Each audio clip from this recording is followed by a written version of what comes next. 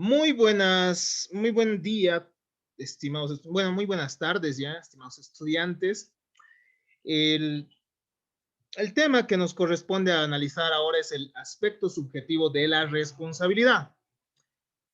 Nosotros hemos comenzado nuestro tema, o bueno, el análisis ya de la responsabilidad, distinguiendo entre responsabilidad penal, responsabilidad subjetiva y responsabilidad objetiva, ¿recuerdan?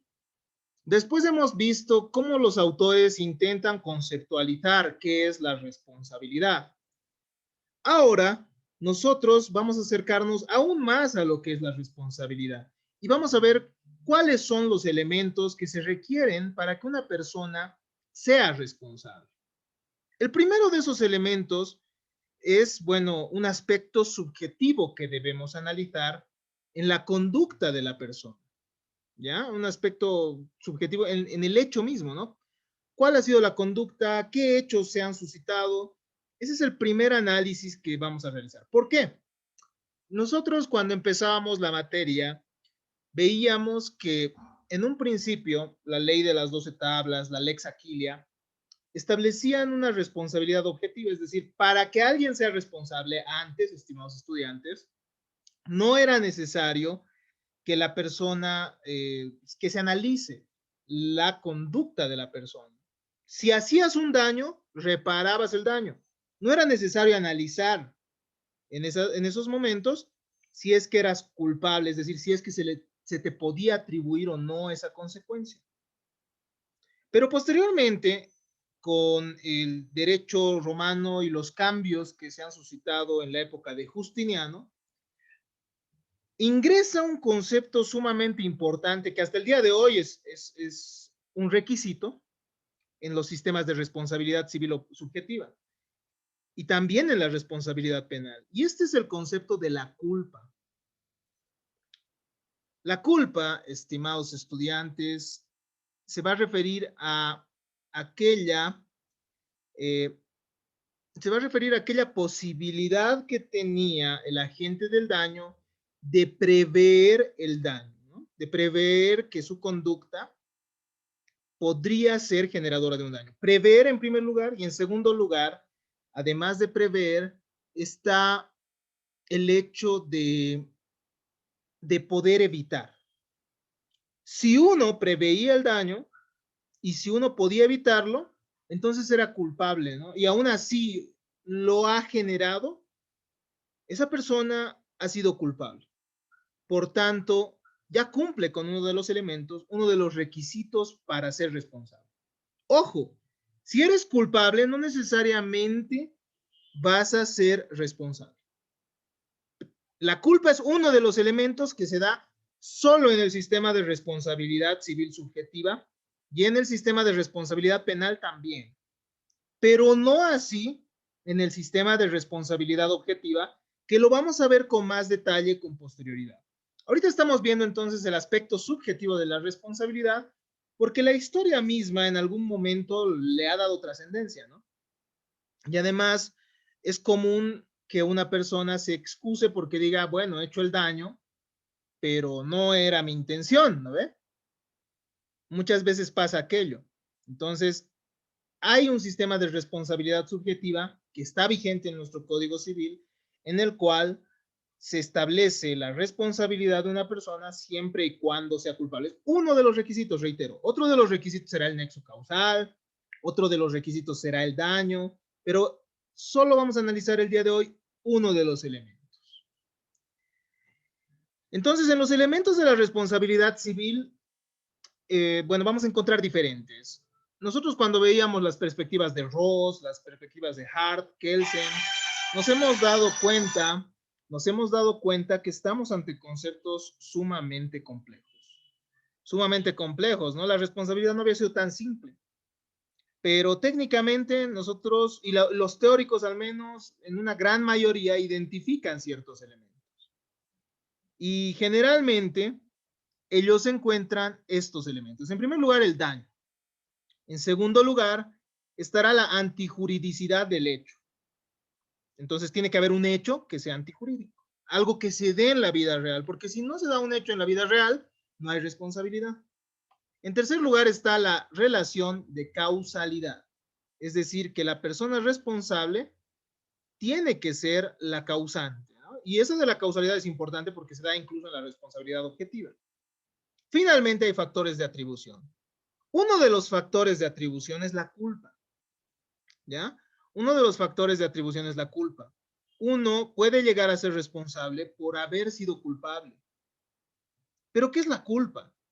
Para esto, entonces, es necesario que nosotros realicemos un esclarecimiento de ciertos conceptos previos, como la culpa, ¿no? Tenemos que entender qué es la culpa y vamos a ver que en el sistema de responsabilidad subjetiva es necesaria la culpa. Es uno de los factores para atribuirle a alguien la responsabilidad.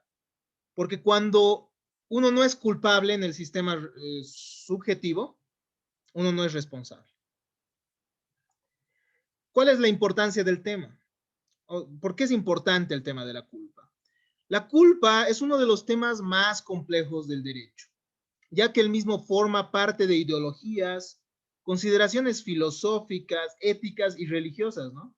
Cuando uno dice soy culpable, tendrá pues ahí una connotación moral, ¿no? Cuando uno dice soy culpable o esta persona es culpable, se responden a ciertos elementos que van más allá de lo jurídico a veces. Por lo cual hay que distinguir cuándo estamos ante la culpa en el sentido jurídico. Es así que debe delimitarse la culpa de diferentes prejuicios.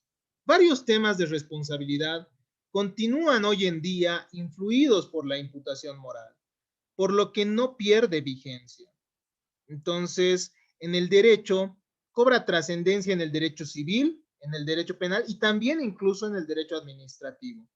Es decir, si a uno lo van a destituir de su cargo, por ejemplo, tendrá que tener culpa en esos actos. Aproximemos en el avance a lo que es la culpa, ¿no? Aproximemos el avance a lo que sería la culpa. La culpa, estimados estudiantes, es uno de los requisitos para la indemnización de los daños. No solo exige entonces la indemnización de los daños una relación de causalidad, sino también en los sistemas de responsabilidad subjetiva va a exigirnos que exista la, eh, la culpa, ¿no? Estos sistemas requieren una imputación subjetiva, nos dice, es decir, atribuirle al sujeto en mérito a sus actos o a la forma o al discernimiento que él pudiera llegar a tener de esos hechos, enlazando el hecho con la personalidad del autor, ¿no? De esta manera, existe implícito un reproche para el autor que no hizo lo necesario para evitar el daño. Reitero, si alguien podía evitar el daño, si alguien podía prever que el daño se iba a llegar, es culpable. Por ejemplo, una persona que está realizando la limpieza de un piso de cerámica, ¿no? Cuando está lavando y está enjabonando el piso, uno puede prever que ahí se puedan generar ciertos accidentes, ¿verdad? ¿Y esto es inevitable? No, esto es evitable. ¿Cómo se puede evitar que entre otra persona a un lugar? Cerrando la puerta o en casos ya más sofisticados poniendo un aviso, ¿no? Poniendo un aviso de que el piso está mojado. Entonces las personas no se acercarán a ese lugar. Y quien se acerque y genere un daño, y bueno, se autogenere un daño, ya no podrá responsabilizar al que ha enjabonado ese piso, ¿no? Entonces, la culpa implica esto, ¿no? Un reproche para el autor que no ha hecho lo necesario para evitar el daño y que pudo preverlo, claro, ¿no? De esta manera, además, perdón, la culpabilidad implica un conjunto de presupuestos que fundamentan la responsabilidad de la persona por una conducta antijurídica. La misma se encuentra compuesta por el dolo y la culpa. La culpa en el sentido genérico entonces comprende dolo y culpa. Es decir, es aquella posibilidad que tenía la persona de comprender qué es lo que iba a pasar, ¿no? De prever y de evitar lo que iba a suceder. Un concepto interesante es aquel brindado por Fernando Inestrosa, que refiere que la culpa se refiere a diferentes aspectos. Puede ser a la omisión de cuidado, a la falta de diligencia, al defecto de atención, a la impericia, a la temeridad.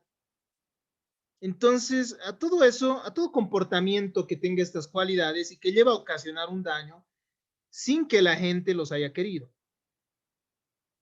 Aquí voy a hacer una precisión. La culpa, estimados estudiantes, tiene un sentido lato y un sentido restringido, un sentido estricto.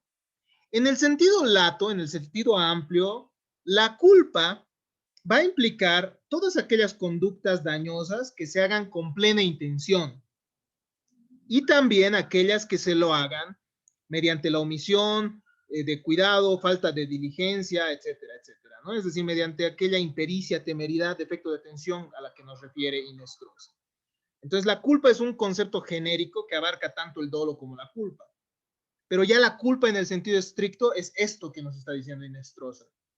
Es solo la omisión de cuidado, la falta de diligencia, el defecto de atención, la impericia y la temeridad, que muchas veces puede generar un daño, ¿no?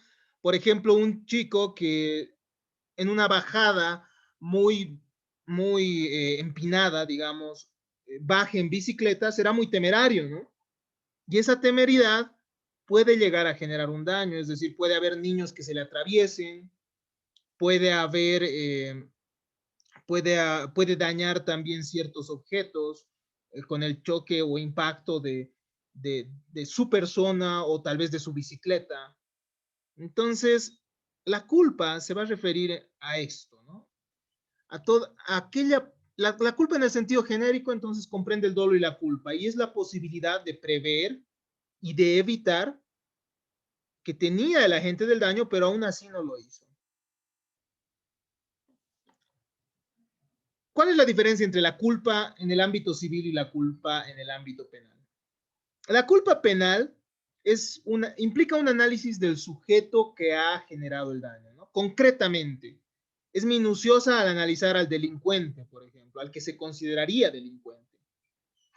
Porque ahí se dice, a ver, veremos, ¿no? Esta persona efectivamente lo ha hecho, ¿por qué lo ha hecho, no? De verdad esta persona, ¿cómo digo? Se hace un análisis inconcreto. Y existe una sanción cuando el agente obra con intención maliciosa o que no previó los resultados que debió contemplar y evitar. Deben ser expresos. Cuando ustedes veían la responsabilidad penal, ustedes veían que el delincuente, o bueno, la persona, el criminal, el responsable penalmente, que sería lo más idóneo, va a tener como consecuencia la cárcel, la privación de libertad usualmente, en su gran mayoría, ¿no? Por esto, uno de los requisitos para que esto suceda es el dolo generalmente. La mayoría de los delitos tipificados en nuestros códigos penales son dolosos. Esto significa que el delincuente ha tenido que obrar con intención al momento de generar las consecuencias previstas, bueno, de materializar esas consecuencias establecidas por la ley. También se sanciona la imprudencia en el impedimento de un daño, a veces, ¿no? Por ejemplo, la denegación que pudiera haber de un auxilio que tendría que realizar una persona. A veces deniega el auxilio y por eso se generan ciertos daños. Pero en materia penal esto tiene que estar específicamente establecido, ¿no? Y en materia penal, reitero, se hace un análisis inconcreto, es decir, se hace un análisis del sujeto concreto y su intención, ¿no?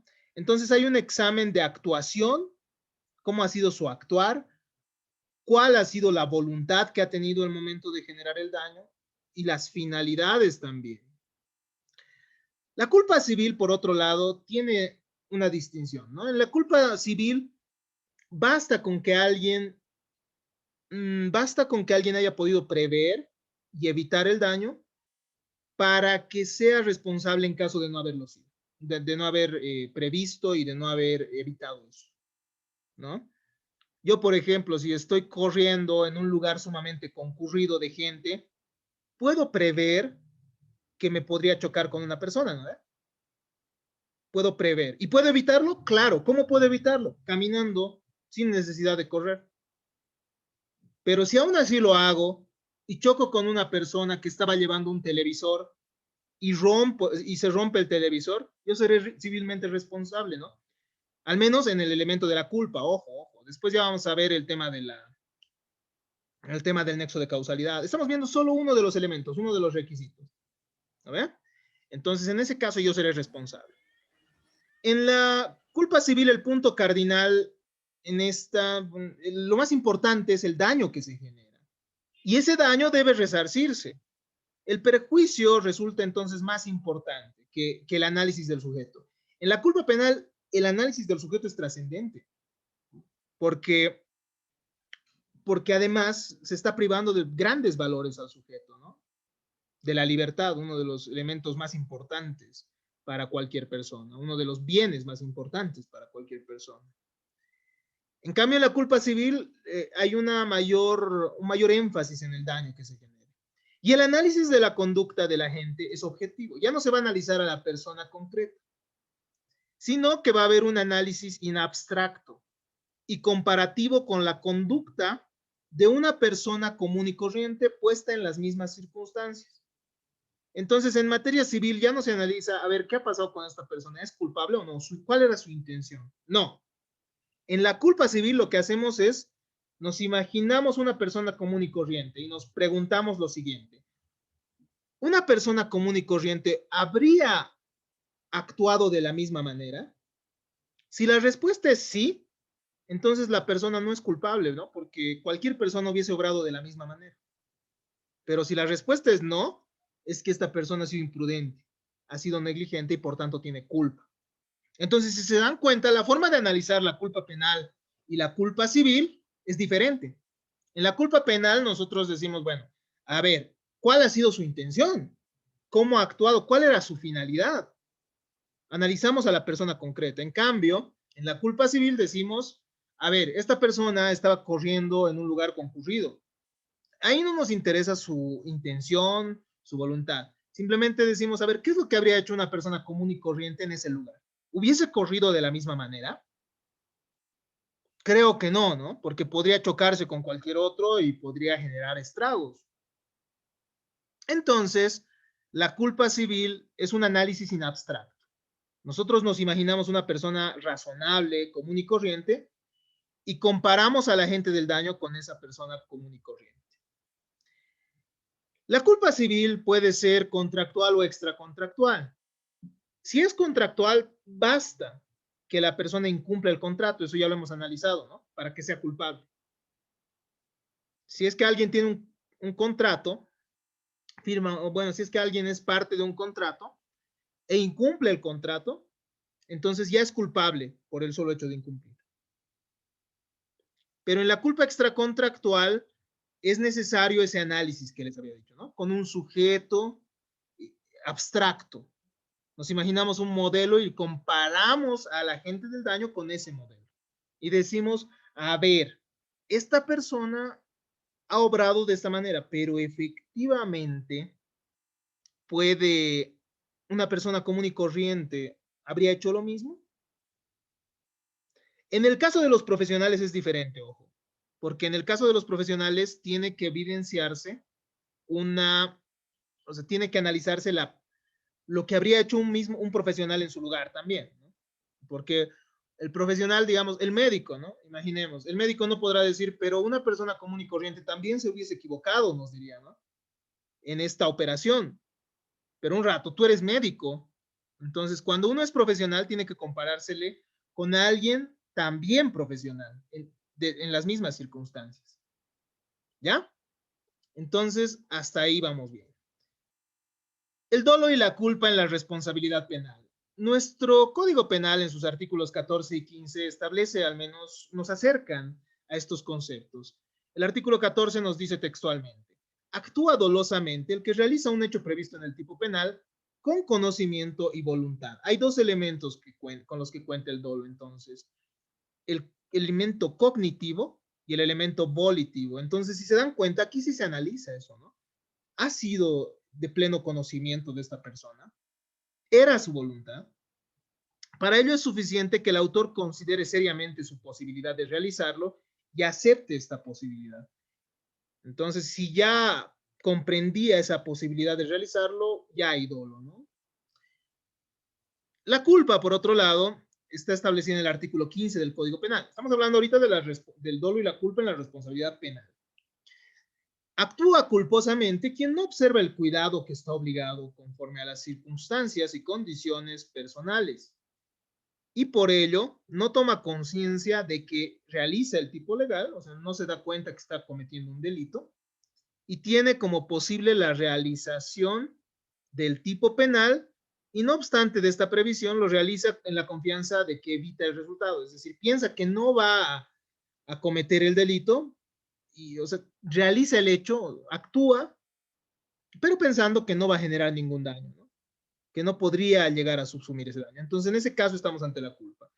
Lo interesante es que en esta culpa, el artículo 15 nos dice, en este concepto de culpa o en esta definición, ya que nos hace la ley, mejor dicho, de la culpa, habla de las condiciones personales. Entonces hay que analizar al sujeto, ¿no? Y hay que decir, efectivamente tenía conciencia de lo que estaba haciendo. Y en segundo lugar, tuvo la confianza de que no iba a realizar el daño y aún así lo cometió. Aún así cometió ese delito. Si se dan cuenta, en el análisis de la culpa penal, se analiza al sujeto en concreto. No se lo compara con nadie, ¿no?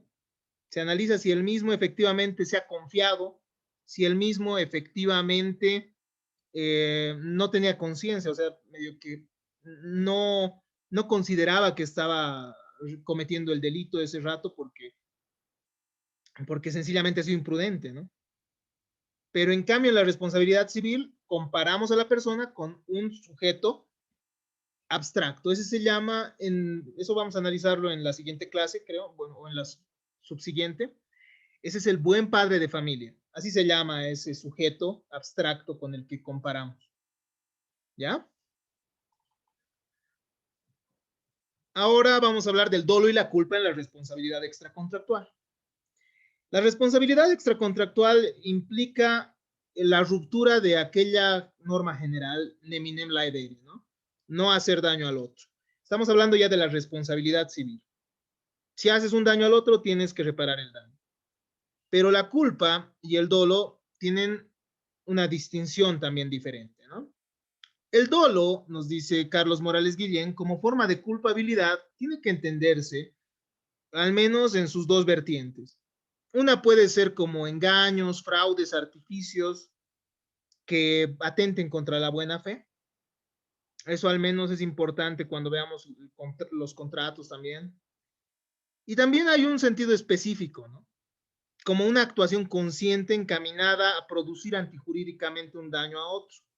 Concepto en el que principalmente ha de entenderse invocado en la regla del artículo 984. Entonces, se va a referir a aquella intención de generar un daño, ¿no? Muchas veces las personas podemos generar un daño, pero sin necesidad que eso constituya delito. ¿No ve? Por ejemplo, a ver, imaginemos, yo soy un taxista y, y entra un pasajero sumamente, ¿cómo diríamos? Sumamente pedante. ¿No ve? Alguien que me hace renegar y que dice, por favor, apúrese, ¿no? Y de esos que te gritan. Entonces yo reniego y digo, a este le voy a hacer atrasar, ¿no? Le voy a hacer atrasar en su trabajo, a su trabajo, etcétera. Entonces me voy a dar una vuelta por otros lados para llevarlo a su destino. Eso no es un delito, ¿no? Pero eso sí puede generar consecuencias jurídicas dañosas para la persona, para la otra persona. Porque, por ejemplo, puede implicar un descuento de su salario. Puede implicar que pierda un negocio jurídico por retrasarse ahí, pese a que sí podía él llegar a tiempo, eso sí, ¿no? Porque si era evitable, y aún así no lo ha evitado, eso ya es culpa. Y bueno, al menos esto es dolo. ¿Por qué? Porque hay esa intención de generar el daño, ¿no? Esa intención de generar el daño. En materia civil, para ser responsable, basta con que uno haya tenido la posibilidad de prever y de evitarlo, ¿ya? Es decir, no es necesario que uno probar la intención, así de que sí lo ha hecho intencionalmente, no. Basta con que haya podido prever y evitar, ¿no? En esos casos estará la negligencia, por ejemplo. El médico no tiene la intención de dañarte, ¿no? Así totalmente cuando se equivoca en una cirugía, pero va a ser negligente cuando él podía preverlo respecto a los protocolos, ¿no? Que se tienen que seguir. Y si no los ha cumplido, entonces era previsible que podía haber algo malo como consecuencia. La culpa, en el concepto doctrinal contemporáneo y en función al artículo 984, que les recomiendo que lo lean, es la regla básica, ¿no? De aquel que genere daño de manera culposa a alguien, culposa o dolosa a alguien, tiene que reparar el daño. Eso es lo que nos dicen otros términos, pero eso es básicamente lo que nos dice. Entonces, la culpa sería la falta de previsión de un resultado determinado antijurídicamente, la dejación del cuidado exigible, que determina una conducta causante del daño, la inobservancia de un determinado deber de cautela que exige el actuar humano. El actuar humano nos exige cautela, ¿no? Nosotros sabemos que no podemos andar por la calle de manera negligente o imprudente, pudiendo dañar a otras personas, ¿no? Entonces hay exigencias en el actuar humano y el obrar imprudentemente implica no observar esa cautela exigible.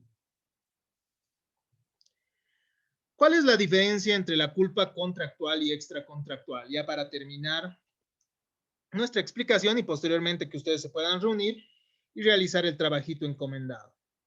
La diferencia entre la culpa contractual y la extracontractual radica en lo siguiente. La jurisprudencia que ha emanado la extinta Corte Suprema nos da luces de esta distinción.